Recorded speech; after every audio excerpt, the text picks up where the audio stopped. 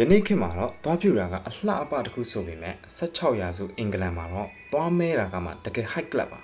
သွားတွေမဲပုံနေမှာငါကတထေးလို့ဂုံဖော်နိုင်တဲ့ခေတ်တစ်ခုဖြစ်ခဲ့ပါတယ်ဒီစမ်းကြဲတဲ့ trend ကိုစတင်ခဲ့တဲ့သူကတော့ဘယင်မကြီး Elizabeth I ပါပဲ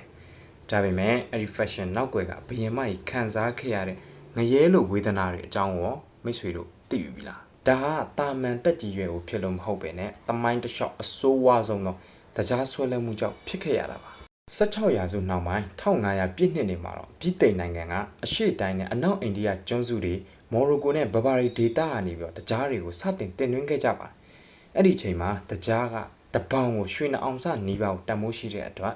ဘယင်မကြီးနဲ့နန်းတွင်းသူတွေပဲတုံးဆောင်နိုင်တဲ့ဇင်ကန်ပစ္စည်းတစ်ခုဖြစ်ခဲ့ပါတယ်။ဘယင်မကြီးကအချိုပွဲတွေကိုတစ်နေ့လုံးစားတော့ရုံနဲ့မကပဲနဲ့သူစားတဲ့ဟင်းပွဲတိုင်းကိုလည်းတရားတွေကိုထည့်စေခဲ့ပါတယ်။အဆိုးဆုံးကတော့သူအသုံးပြုတဲ့တွားတိုက်စေပါအဲ့ဒီခေတ်ကသွားတိုက်စီအဖြစ်တရားကိုပြားရည်တွေအုတ်ကျွတ်ခဲမုတ်တွေနဲ့ရောဆက်ပြီးတော့ဖော်ဆက်ထားပါတယ်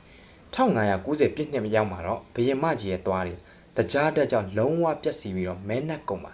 ဒါကိုမြင်တဲ့ပြည်သူတွေကလည်းသွားမဲတာချမ်းသာခြင်းရဲ့တင်ကေတာလို့ယူဆပြီးတော့သွားတွေကိုတမင်တကာမဲအောင်လုပ်တဲ့ Blood Tea Trend ဟာ16ရာစုအင်္ဂလန်မှာအထူးခေတ်စားခဲ့ပါတယ်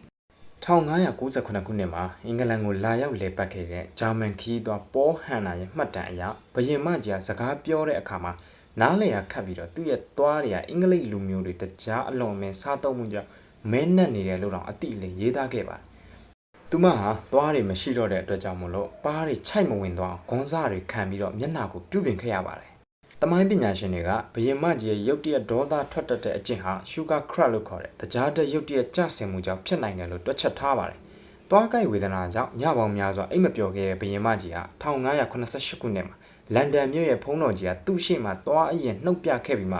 သွားနှုတ်ဖို့အတွက်ပထမဆုံးအချိန်သဘောတူခဲ့ပါတယ်။ဒီဖြစ်ရပ်ကနေကျွန်တော်တို့သိလိုက်ရတဲ့အချက်ကတော့ကျွန်တော်တို့ရဲ့သွားတွေက demineralization လို့ခေါ်တဲ့ဓာတ်သတ္တုပြုံးတိမှုတံကိုခံနိုင်ရမရှိဘူးဆိုတာပါပဲ။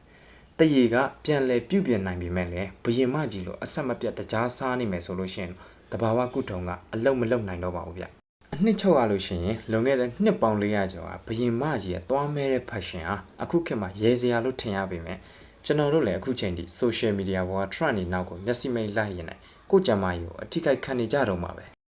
ဘယင်မကြီး Elizabeth ကနိုင်ငံကြီးကိုအောင်မြင်စွာအုပ်ချုပ်နိုင်ခဲ့ပေမဲ့လည်းသူ့ရဲ့တရားဆွဲလန်းမှုကိုတော့မအုပ်ချုပ်နိုင်ခဲ့ပါဘူး